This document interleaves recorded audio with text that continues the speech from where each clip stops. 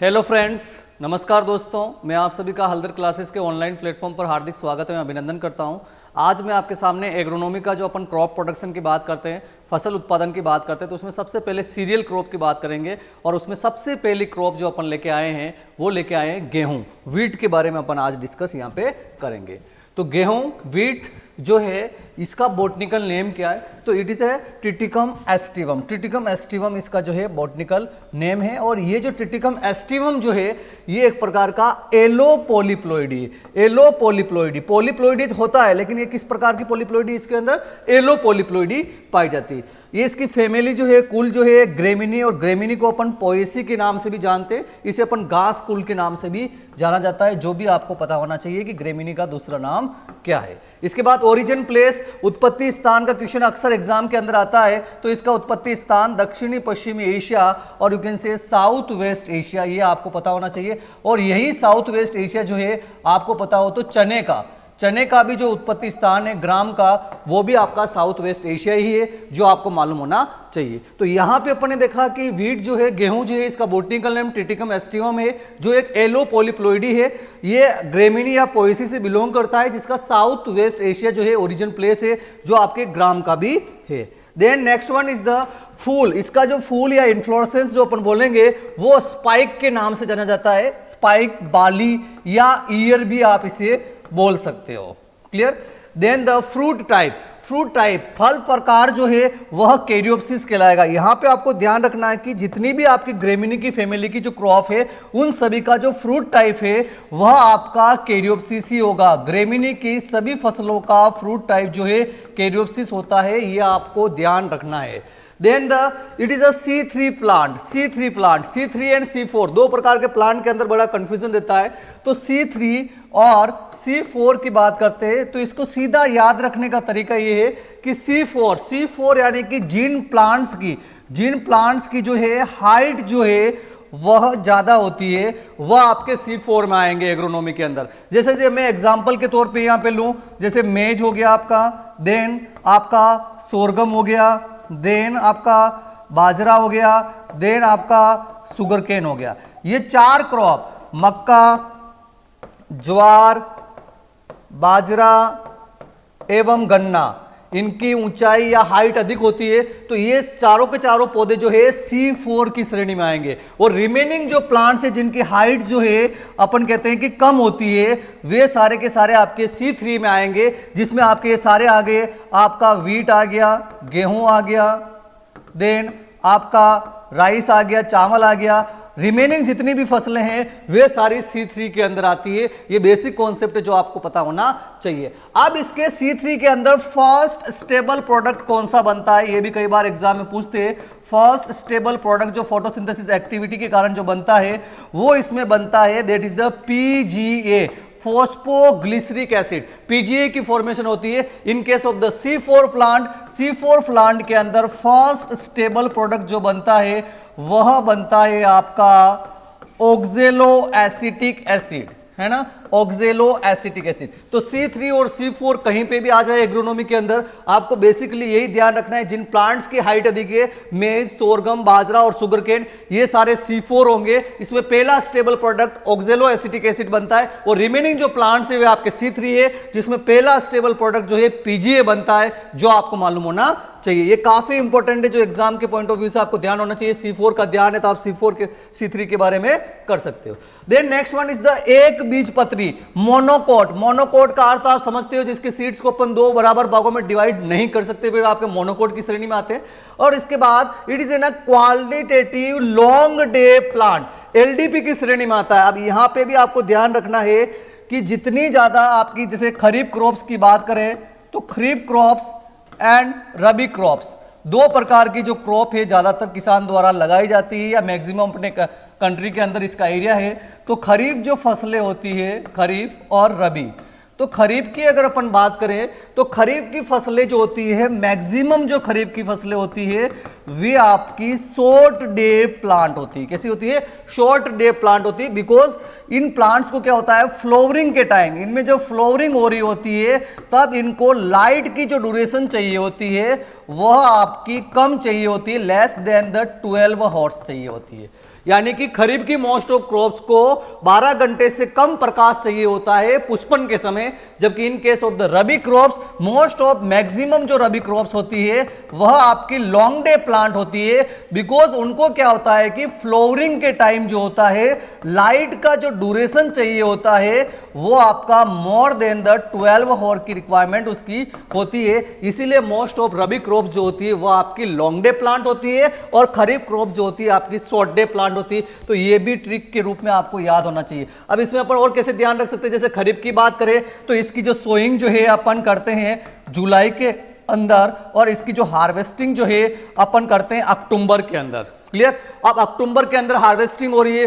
तो सीधी सी बात है इसमें फ्लोरिंग पहले हुई होगी, तो फ्लोरिंग से और आप मान लो कि सितंबर महीने के अंदर इसमें फ्लोरिंग हुई होगी। ठीक इसी प्रकार से इसकी बात करें तो इसकी जो सोइंग करते हैं अपन नवंबर के अंदर सोइंग करते हैं और देन इसकी हार्वेस्टिंग जो करते हैं अपन अप्रैल फर्स्ट वीक के अंदर करते हैं। तो इसमें फ्लोरिंग कब हुई होगी, तो इसमें फ्लोरिंग जो हुई होगी मार्च महीने में हुई होगी। तो अब यहाँ पे 2 महीने आपके पास, एक तो है सितंबर और एक है मार्च, यानी फ्लोरिंग के टाइम जो महीना चल रहा था खरीफ क्रॉप में वह सितंबर था और रबी क्रॉप्स के अंदर जो था मार्च का जो शुरुआत थी। तो अब अपन जब सितंबर और मार्च की बात करते हैं तो सीधी सी बात यह निकलती है कि मार्च महीने के अंदर जो होता है लाइट का ड्यूरेशन जो होता है, दिन की अवधि में जो लाइट ड्यूरेशन जो होता है वह ज्यादा होता है, मैक्सिमम होता है। इसी कारण से जो है फ्लोवरिंग के टाइम इनको लाइट ड्यूरेशन अधिक होता है, इसीलिए आपकी रबी की क्रॉप जो होती है वह लॉन्ग डे की श्रेणी में आएगी और सितंबर में मार्च की अपेक्षा लाइट ड्यूरेशन कम होगा। इस वजह से आपकी खरीफ क्रॉप जो होगी वह शॉर्ट डे प्लांट की श्रेणी में आती है, जो आपको ध्यान होना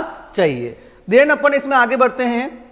आगे है आपका गेहूं को अनाजों का राजा कहा गया है। It is known as the king of the cereal crop, king के रूप में जाना गया है। अब यहां पे एक चीज और आपको ध्यान होनी चाहिए, किंग कहा गया है यानी मुख्यतया या मेन जो है अपने वर्ल्ड के अंदर, विश्व के अंदर बात करें तो मेन फूड का ये सोर्स है। It is a stable food of the world. ये भी आपको ध्यान रहना चाहिए कि विश्व का जो स्टेबल फूड माना गया है वह आपका गेहूं माना गया है। लेकिन जब आपको इंडिया की बात करेंगे तो इंडिया का स्टेबल फूड जो माना गया है वह राइस माना गया है, चावल माना गया है, जो आपको पता होना चाहिए। तो विश्व के अंदर जो है गेहूं का ज्यादातर कंजप्शन होता है और प्रोडक्शन होता है, और इंडिया के अंदर राइस का जो है कंजप्शन और प्रोडक्शन ज्यादा होता है। देन अपन इसमें आगे बढ़ते हैं। आगे हैं आपके सामने इसमें कि यस गेहूं जो में क्लिस्टोगेमी, ज्यादातर वेराइटियों के अंदर क्लिस्टोगेमी एवं कुछ के अंदर चेस्मोगेमी होती। क्लिस्टोगेमी एंड चेस्मोगेमी ये दोनों फिनोमिनन अगर किसी क्रॉप के अंदर होते हैं तो वह क्रॉप हमेशा जो होती है सेल्फ पॉलिनेटेड होती है, सेल्फ पॉलिनेशन उसके अंदर पाया जाता है। अब क्लिस्टोगेमी एंड चेस्मोगेमी की बात करें तो cleistogamy and second one is the chasmogamy. तो cleisto means the remain closed, यानी जो क्लोज्ड रहता हो। जैसे कहने का अर्थ है क्लिस्टोगेमी में कोई फ्लावर है क्रॉप का, उस फ्लावर के अंदर जो है मेल एंड फीमेल पार्ट दोनों है, लेकिन वह हमेशा क्लोज ही रहेगा। तो उस कंडीशन में हमेशा क्या होगा, उसमें सेल्फ पॉलिनेशन ही होगा। तो it means cleistogamy self pollination को प्रमोट करती है। जबकि चेस्मोगेमी में क्या होता है कि कोई फ्लावर है जिसके अंदर मेल और फीमेल दोनों है, लेकिन उसमें पॉलिनेशन होने के बाद आपस में उनके मिलन होने के बाद फ्लावर्स जो होता है आफ्टर द पॉलिनेशन फ्लावर्स जो होता है ओपन हो जाता है, उसे अपन चेस्मोगेमी कहते हैं। लेकिन इसके कारण से भी जो क्रॉप में होगा वह सेल्फ पॉलिनेशन की भी संभावना बढ़ती है। तो यानी कि क्लिस्टोगेमी एंड चेस्मोगेमी जो है प्रमोट करते हैं किसको, सेल्फ पॉलिनेशन को प्रमोट करते हैं, जो आपको पता होना चाहिए। और जो वीट गेहूं और जो है वीट एंड बार्ले के अंदर जो है मैक्सिमम जो पाया जाता है वह क्लिस्टोगेमी पाई जाती है। और in case of the rice की बात करें तो राइस के अंदर मैक्सिमम या राइस के अंदर मोस्ट सारी की सारी वेराइटियों के अंदर चेस्मोगेमी पाई जाती है। जबकि वीट और बार्ले की मैक्सिमम वेराइटी में क्लिस्टोगेमी होती है और कुछ वेराइटियों के अंदर चेस्मोगेमी भी हो सकती है, लेकिन राइस के अंदर चावल के अंदर जो होता है वह चेस्मोगेमी ही होता है, जो आपको पता होना चाहिए।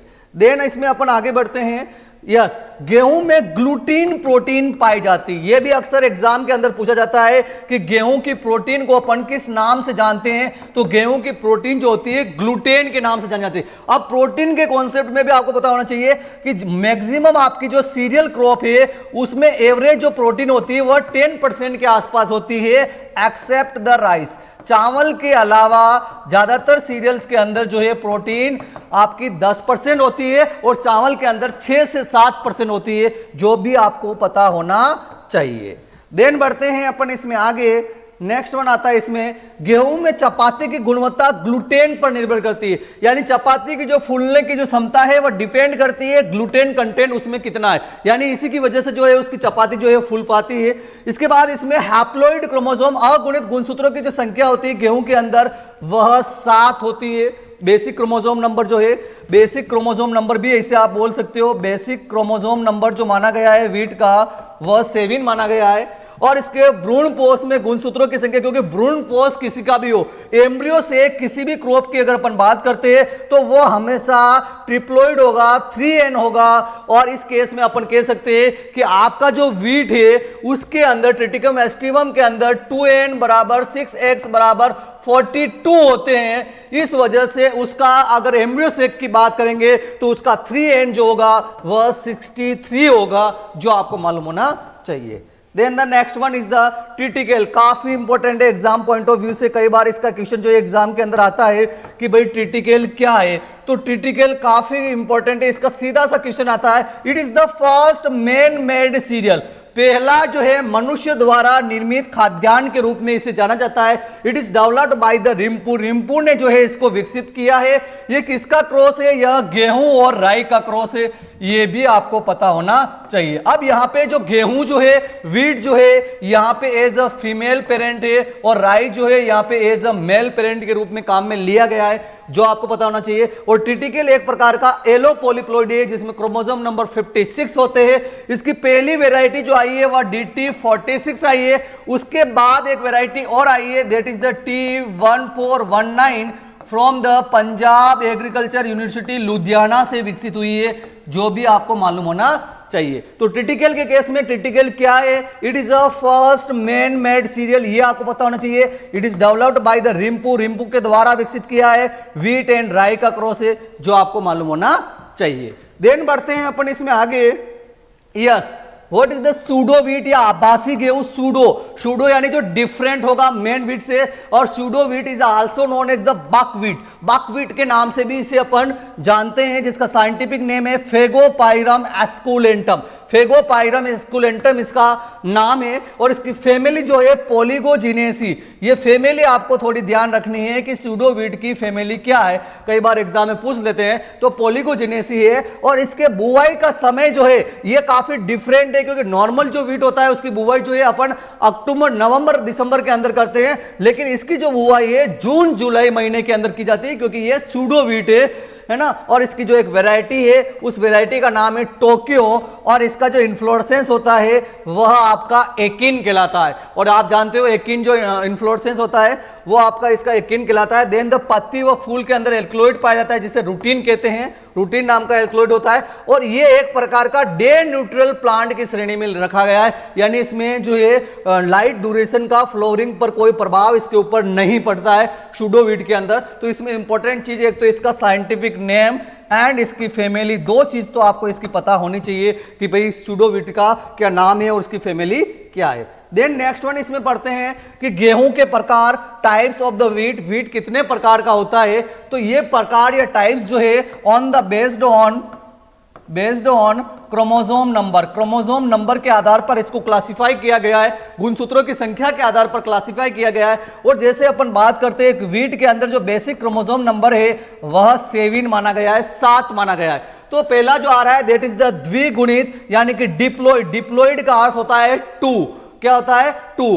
तो यानी कि आपका बेसिक क्रोमोसोम नंबर 7 है और डिप्लॉइड 2 कह रहे हो, तो 7 इंटू 2 इट मीन इसमें क्रोमोसोम नंबर जो होंगे 14 होंगे, 14 होंगे, जो आपको पता होना चाहिए। इसका उदाहरण है टिटिकम मोनोकोकम, और टिटिकम मोनोकोकम जो है इंडिया के लगभग 1% क्षेत्रफल के अंदर उगाया जाता है। Then the second one is the चतुर्थ गुणित। चतुर्थ गुणित इंग्लिश में बोलेंगे टेट्राप्लॉइड, और टेट्रा का अर्थ होता है 4, और अपन कह रहे बेसिक जो होते हैं क्रोमोसोम 7 होते हैं, तो 7 इंटू 4 दैट इज द 28। इसके अंदर जो क्रोमोसोम नंबर होंगे टेट्राप्लॉइड के अंदर वह आपके 28 होंगे, जो आपको पता होना चाहिए। इसमें 2 प्रकार का गेहूं आता है, काफी इंपॉर्टेंट है एग्जाम पॉइंट ऑफ व्यू से, that is the triticum dicoccum. Triticum dicoccum is also known as the emmer wheat, इसे अपन इमर वीट के नाम से भी जानते हैं, और इसका यूज होता है साउथ इंडिया के अंदर जो है उपमा बनाने के लिए इसको काम में लिया जाता है। ये आपको मालूम होना चाहिए कि भाई उपमा बनाने के लिए कौन सा गेहूं काम में आता है। Then the second one is the triticum durum, जो मैक्रोनी गेहूं कहलाता है, जो सूजी और सेमिया बनाने के लिए ट्रिटिकम ड्यूरम, ये भी आपको याद होना चाहिए, जो आपके सूजी सेमिया के लिए। इसके बाद सबसे इंपॉर्टेंट चीज है कि इंडिया में 12% एरिया के अंदर जो है कल्टीवेट होता है, या आप कहते हो कि इसके that is the second most important wheat. दूसरा महत्वपूर्ण गेहूं कौन सा है ट्रिटिकम एस्टिवम के बाद, जो भारत में सबसे ज्यादा उगाया जाता है, तो वह है आपका ट्रिटिकम ड्यूरम है, जिसके बारे में आपको पता होना चाहिए। तो यानी यहां पे टेट्राप्लॉइड की दोनों ही प्रजातियों के बारे में आपको मालूम होना चाहिए, जो एग्जाम में आपसे पूछी जा सकती है।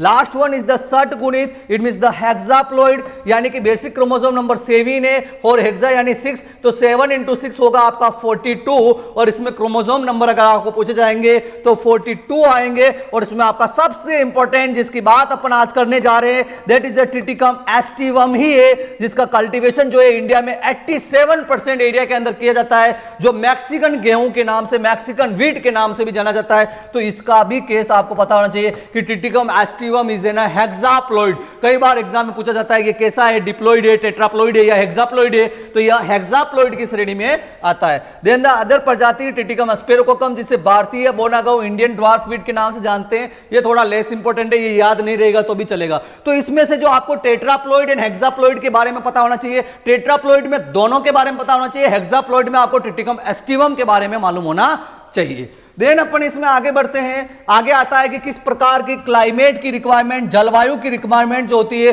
गेहूं के पौधे को होती है।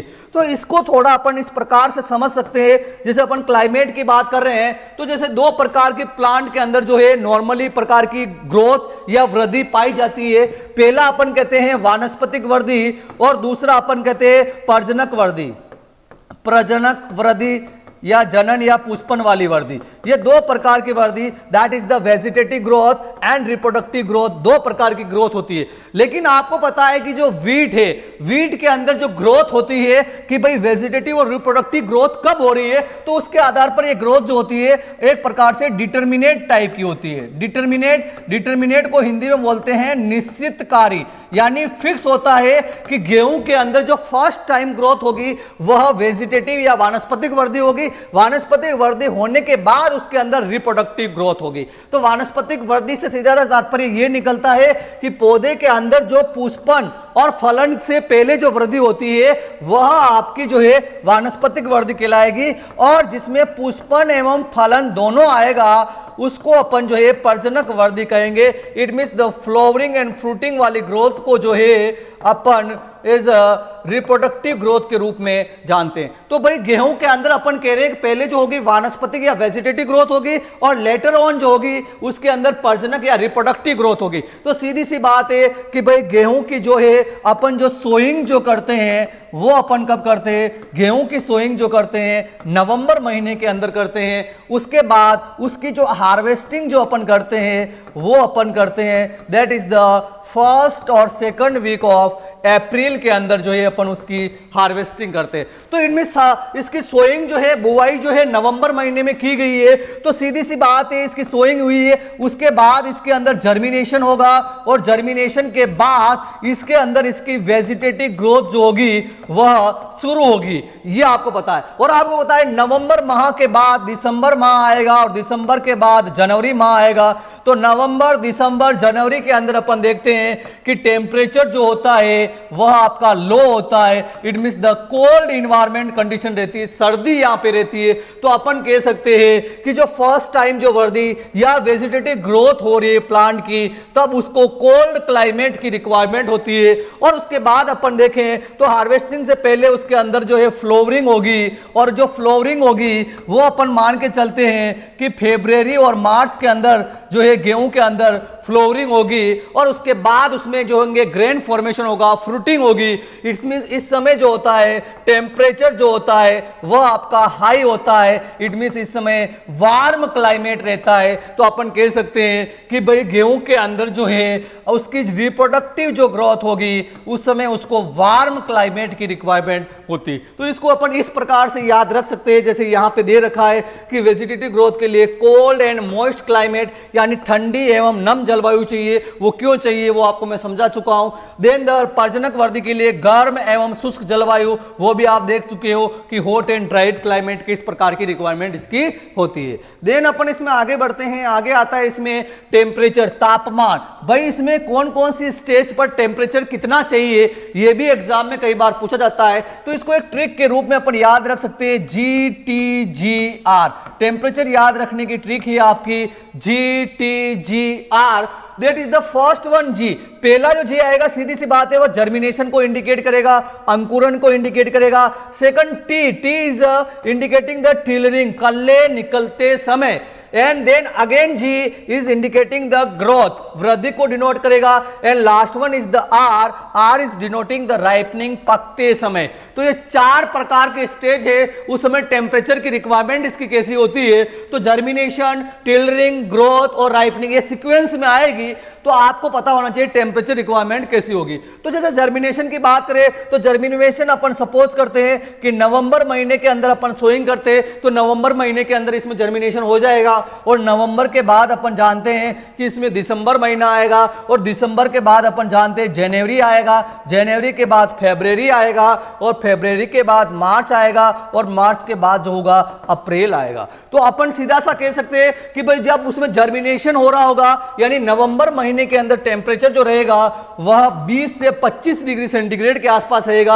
और उसके बाद जब उसमें टिलरिंग हो रही होगी तो दिसंबर महीने के अंदर अपन देखते हैं टेम्परेचर और लो होता है, और वो लो होके हो जाएगा 16 से 20 डिग्री सेंटीग्रेड, जो एग्जाम के लिए काफी ज्यादा इंपॉर्टेंट है, जो आपको ध्यान रखना है। इसके बाद अपन देखते हैं कि दिसंबर के बाद जनवरी और फरवरी यानी जब उसकी वृद्धि हो रही होगी तब टेम्परेचर वापस दिसंबर की अपेक्षा जो होगा इंक्रीज होगा, और वो इंक्रीज ज्यादा नहीं होगा, 16 से 20 है तो 20 से 23 हो जाएगा। और उसके बाद आप जानते हो फरवरी के बाद मार्च और अप्रैल की बात करते हैं तो टेम्परेचर और इंक्रीज होगा, यानी जब फसल पक रही होगी, और तब हो जाएगा तब 23 से 25 डिग्री सेंटीग्रेड। यानी महीने के हिसाब से भी आप इस टेम्परेचर को जो है याद रख सकते हो।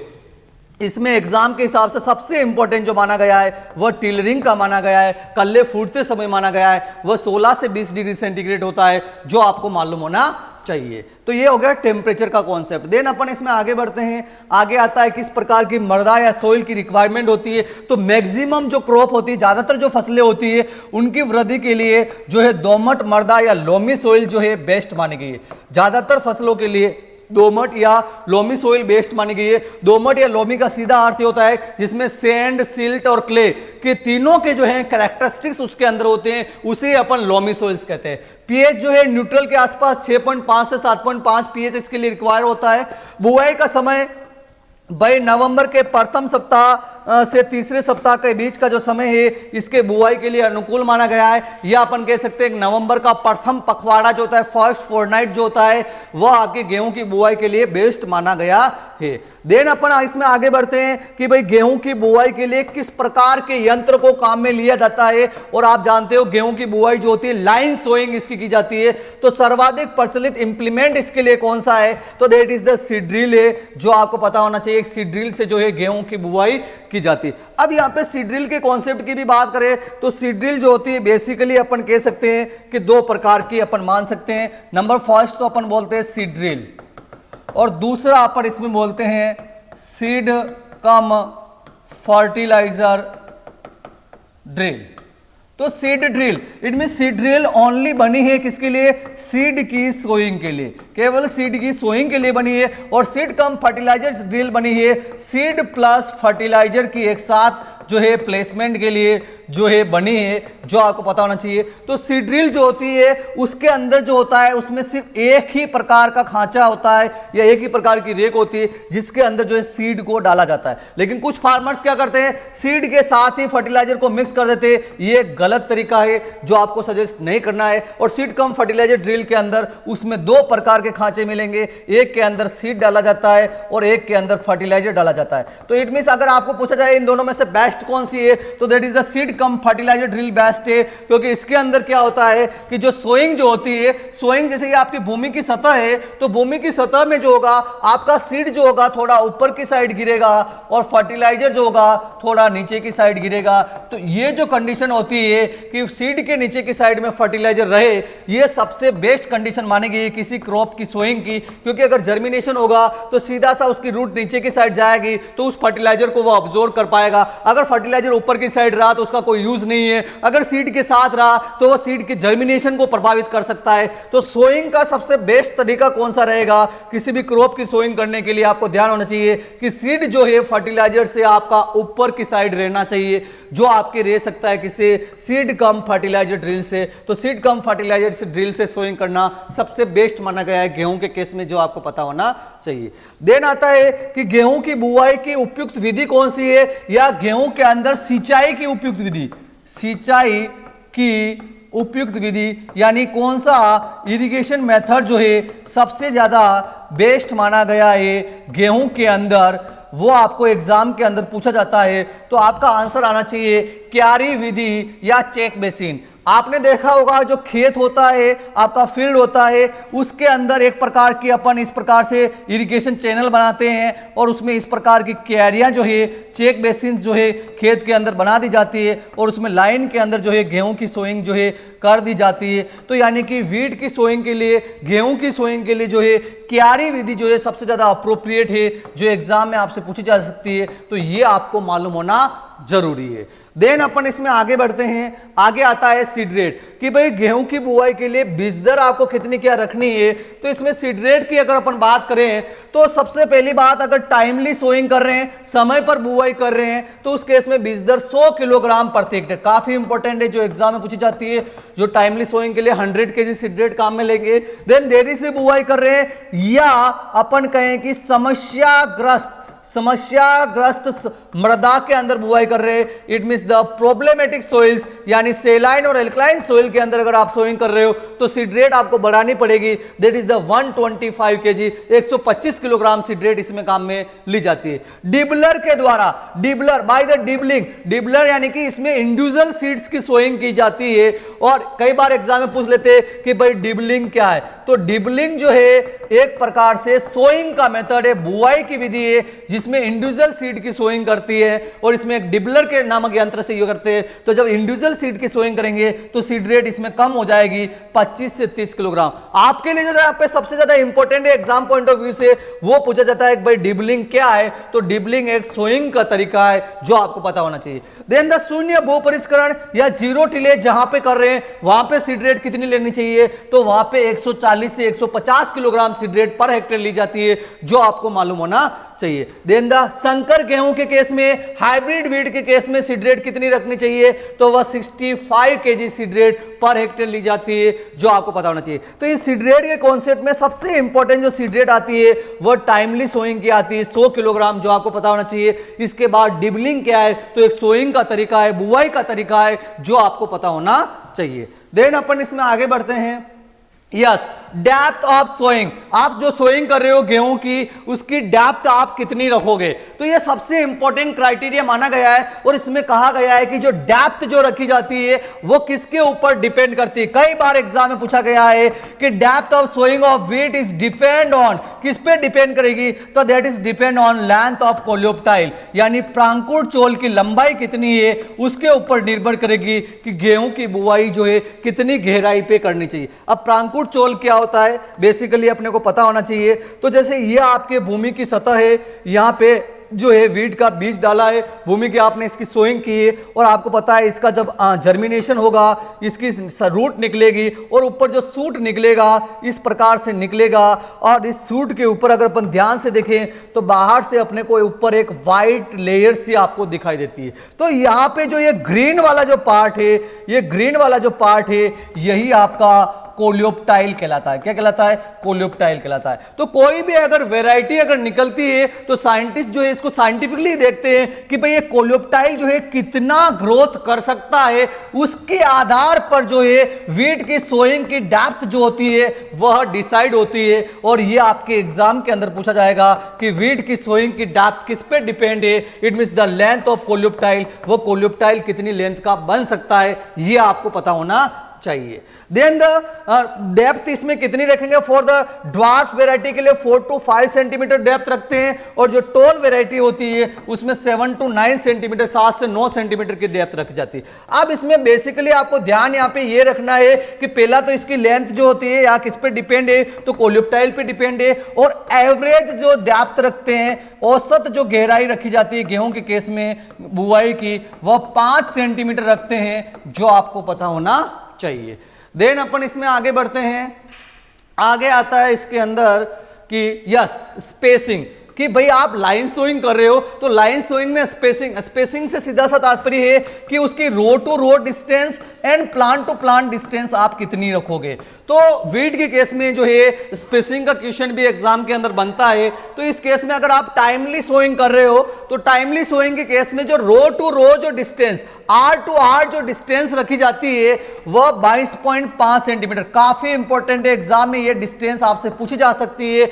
जैसे आपकी ये रो है और ये रो है, ये रो है, इन रो के बीच की जो डिस्टेंस रखी जाएगी वह 22.5 सेंटीमीटर रखेंगे, और जो प्लांट टू प्लांट यानी इस रो के अंदर ये प्लांट है, ये प्लांट है, इनके बीच की जो डिस्टेंस होगी वह 8 से 10 सेंटीमीटर रखी जाती है। जबकि आप देरी से बुआई कर रहे हो, लेट सोइंग कर रहे हो, या सेलाइन, एल्कलाइन या प्रॉब्लमेटिक सोइल के अंदर सोइंग कर रहे हो, तो उस केस में आपकी रो टू रो डिस्टेंस कम हो जाएगी, वह 20 सेंटीमीटर रखेंगे, और प्लांट टू प्लांट डिस्टेंस आपकी वही रहेगी, 8 से 10 सेंटीमीटर रखी जाएगी। इसमें से जो सबसे ज्यादा इंपॉर्टेंट है, जो एग्जाम के अंदर अक्सर पूछा जाता है, वो है आपका टाइमली सोइंग पर रो टू रो डिस्टेंस कितनी रहेंगी? 22.5 सेंटीमीटर। ये आपको पता होना बहुत ही जरूरी है।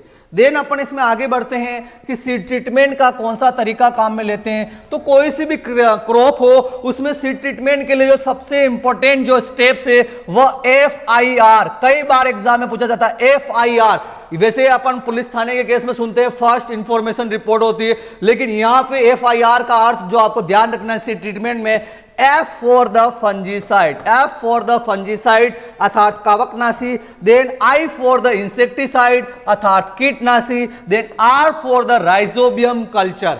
इस सीक्वेंस से किसी भी बीज को उपचारित करने के लिए सबसे पहले उस बीज को जो है फंजीसाइड या कवकनाशी से उपचारित करना चाहिए, उसके बाद उसको इंसेक्टिसाइड या कीटनाशी से उपचारित करना चाहिए, और लास्ट में उसको कल्चर से उपचारित करना चाहिए। तो ये सीक्वेंस जो है बीजोपचार की, ये अक्सर एग्जाम में पूछी जाती है कि सबसे पहले किससे आप ट्रीट करोगे सीड को, तो फंजीसाइड से, देन आप इंसेक्टिसाइड से, देन आप राइजोबियम कल्चर से जो है आप यहाँ पे ट्रीटमेंट करते हो। और बीजोपचार का तरीका अगर आपने सुना हो तो उसमें क्या करते हैं कि गुड़ लेते हैं और पानी के अंदर उसको डाल के उसको बॉईल करते हैं, और वो गुड़ उस पानी के अंदर घुल जाता है, और फिर जब पानी हल्का सा ठंडा हो जाए या नवाया हो जाए उस समय उस पानी के छींटे जो होते हैं जो बीज के ऊपर छिड़क दिए जाते हैं, और उसके बाद आप कवकनाशी का पैकेट खोल के ऊपर छिड़कते हो, और देन उसको मिक्सिंग करते हो, देन आप कीटनाशी एंड देन आप कल्चर डालते हो, फिर उसको आप थोड़ा ड्राई करके और फिर आप सोइंग करने का काम करते हो। तो सीड ट्रीटमेंट का सबसे बड़ा फायदा ये होता है कि क्रॉप को प्रोटेक्शन मिलता है,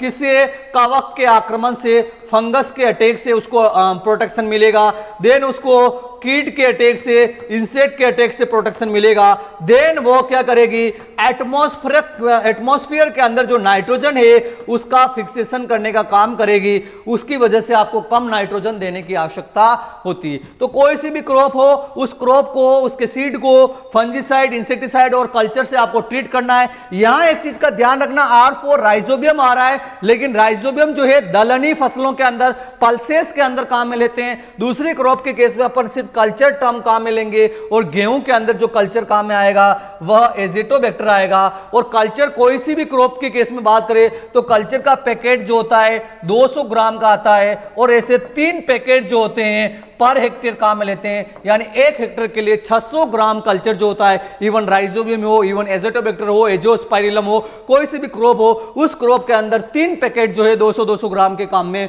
लिए जाते हैं। इसके बाद कवकनाशक की बात करें तो मोस्टली जो है थायरम या कैप्टान की 3 से 4 ग्राम मात्रा प्रति किलो बीज की दर से काम में ली जाती है, ताकि उसके अंदर क्रॉप के अंदर जो है फंगस का अटैक नहीं हो पाए। इंसेक्टिसाइड की बात करें तो उस पर्टिकुलर क्रॉप के अंदर कौन सा इंसेक्ट डैमेज कर रहा है उसके आधार पर इंसेक्टिसाइड यहां पे लिया जाता है। और गेहूं के केस में बात करें तो यहां पे जो इंसेक्ट अटैक करता है वह टर्माइट करता है, और टर्माइट के लिए जो अपन यहां पे इंसेक्टिसाइड लेंगे वह क्लोरपाइरिफोस 20 EC @ 4 ml पर kg सीड, इसकी 4 ml मात्रा प्रति किलो बीज के हिसाब से जो है अपन ट्रीट करके देना उसकी सोइंग करेंगे।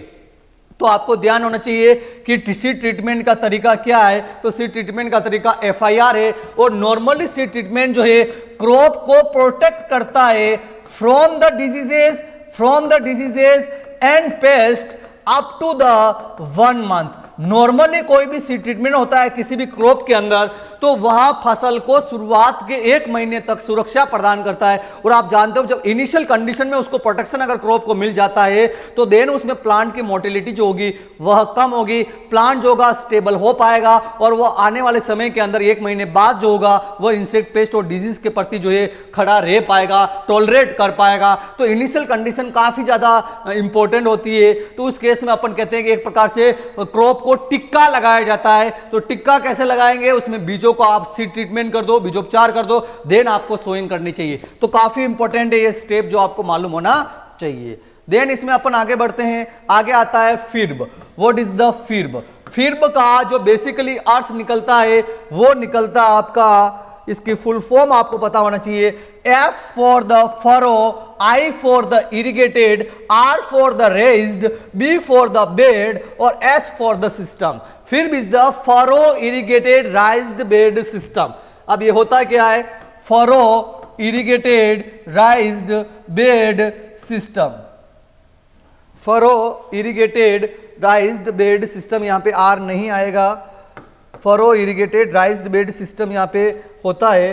तो इसके अंदर अगर अपन बात करें तो फिर्ब, इसको देखिए आप, फरो इरिगेटेड राइज्ड बेड सिस्टम। जैसे से फॉर ये आपका फील्ड है, इस फील्ड के अंदर आपने क्या किया कि इसके अंदर जो आप वीट की सोइंग करोगे उसमें जो बेड बनाओगे आप, ये जो बेड बनाइए ये बेड आपकी राइज्ड होगी, उठी हुई होगी, ऊपर ऊंची उठी हुई होगी। इसके पास में आपकी फरो होगी, देन आपकी वापस जो होगी बेड होगी, देन वापस फरो होगी, देन वापस आपकी बेड होगी। तो यहाँ पे जो भी आपकी ये बेड है, ये बेड आपकी नॉर्मली जो साइड की जो ये फरो है, ये आपकी फरो है, ये वाली भी आपकी फरो है, तो इससे थोड़ी ऊपर उठी हुई होती है, राइज्ड होती है। तो इसका सबसे बड़ा बेनिफिट ये है कि इस प्रकार से कर लेने के बाद यहाँ पे इस बेड के अंदर, लाइन के अंदर जो है वीट की सोइंग जो है कर दी जाती है। यहाँ पे लाइन सोइंग जो है इस बेड के अंदर कर दी जाती है। अब इस केस में सबसे बड़ा फायदा या बेनिफिट ये होगा कि इसमें क्या करेंगे कि जो इरिगेशन जो दी जाएगी, सिंचाई जो दी जाएगी, वह नॉर्मली इस फरो के अंदर दी जाएगी, पानी इस फरो के अंदर दिया जाएगा। और ये पानी जो होगा, ये इरिगेशन जो होगा, इस प्रकार से हॉरिजेंटली इसकी रूट जोन की ओर डिस्पर्स होगा, और इस वजह से आप कहोगे कि उस क्रॉप को जो है कम पानी की आवश्यकता होगी, आपके पानी की वहां पे सेविंग होगी। तो फिर का सबसे इंपॉर्टेंट जो एडवांटेज है कि इसमें वाटर सेविंग होती है। क्या होती है? वाटर सेविंग होती है, पानी की बचत होती है। पहला पॉइंट ये ध्यान रखना है। दूसरा, it is the improved method, improved or you can say the new method of wheat sowing. Wheat की सोइंग का एक नया तरीका है, यह भी आपको पता होना चाहिए। तो इसमें से जो सबसे इंपॉर्टेंट क्वेश्चन आता है कि पहली बात तो फिर कौन सी क्रॉप से रिलेट है, तो यह वीट से रिलेट है। नंबर सेकंड, इसका मेन पर्पस क्या है, वाटर सेविंग करना है। और नंबर थर्ड क्वेश्चन जो आजकल एग्जाम में पूछा जा रहा है कि फिर के अंदर जो है सीड रेट कितनी रखी जाती है, यह भी काफी इंपॉर्टेंट एग्जाम में आ रहा है। तो इसके अंदर सीड रेट लेते हैं 75 kg पर हेक्टेयर, यह भी आपको ध्यान रखनी है। फिर मेथड में बीज दर भी आपकी कम हो जाएगी। नॉर्मली आप 100 kg ले रहे हो, लेकिन फिर के केस में जो सीड रेट ली जाएगी वह 75 kg पर हेक्टेयर ली जाती है, जो भी आपको मालूम होना चाहिए। इसके अलावा और भी चीजें इसमें दे रखी है कि ये न्यू मेथड है, इसमें बेड जो है 35 सेंटीमीटर जो है उसकी विड्थ होनी चाहिए, फरो 30 सेंटीमीटर होनी चाहिए, टोटल 67 सेंटीमीटर। तो ये इतनी सारी रामायण आपको ध्यान नहीं रखनी है कि भाई ये कितनी सेंटीमीटर, उसकी हाइट कितनी, वो ध्यान नहीं रखना। आपको यहाँ पे 3 पॉइंट ध्यान रखने, वाटर सेविंग, न्यू मेथड और सीड रेट 75। और इसमें यील्ड जो होगी वो आपके नॉर्मल मेथड की अपेक्षा यील्ड भी इसमें ज्यादा होती है, जो आपको पता होना चाहिए। देन द नेक्स्ट वन जो टॉपिक है वो अपन अगली क्लास के अंदर डिस्कस करेंगे। आज अपन इसको यहीं पे रोकते हैं, तब तक के लिए जय हिंद, जय भारत।